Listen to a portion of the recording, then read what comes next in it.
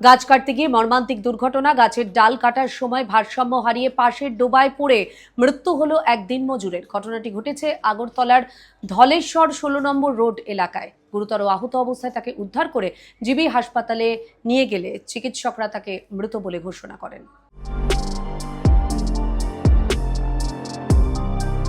গাছ কাটতে গিয়ে মর্মান্তিক মৃত্যু হয় এক কাঠুরিয়ার। মৃত ব্যক্তির নাম আব্দুল মজিদ মিয়া, বয়স আনুমানিক 55 বছর। জানা গেছে, গাছ কেটে এবং দিনমজুরের কাজ করেই সংসার চালাতেন আব্দুল মজিদ মিয়া।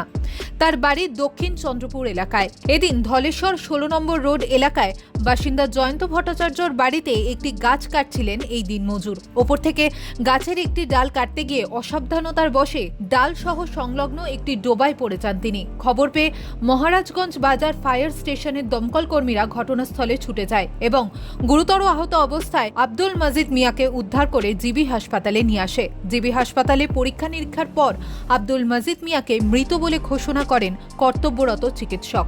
এদিন হাসপাতালের চিকিৎসকরা জানান, তাকে মৃত অবস্থায় হাসপাতালে নিয়ে আসা হয়েছিল।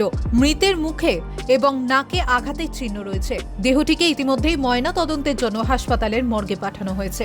আমরা যতটুকু খবর পেয়েছি যে উনি কোথাও কাজ করতে গেছিলেন, গাছ থেকে নিচে জলের মধ্যে পড়ে গেছে। তো এখানে যখন আনা হলো, আমরা বিভিন্ন পরীক্ষা নিরীক্ষা করে দেখলাম যে পেশেন্ট মৃত, অর্থাৎ ওনাকে মৃত অবস্থাতে, ব্রড ডেড অবস্থাতে আমাদের ট্রমা কেয়ার সেন্টারে আনা হয়েছে।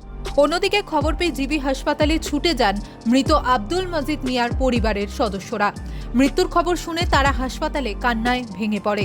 এদিন মৃত ব্যক্তির নিকট আত্মীয় জানান, বাড়ি থেকে বের হওয়ার সময় বলে গিয়েছিলেন কাজ সেরে বাজার করে বাড়ি ফিরবেন তিনি, কিন্তু জীবিত অবস্থায় দাড়ি ফেলা হলো না। এই ঘটনায় দক্ষিণ চন্দ্রপুর এলাকায় শোকের ছায়া নেমে এসেছে। ত্রিপুরা থেকে দেবাশিস বোসের রিপোর্ট, সিএন ত্রিপুরা।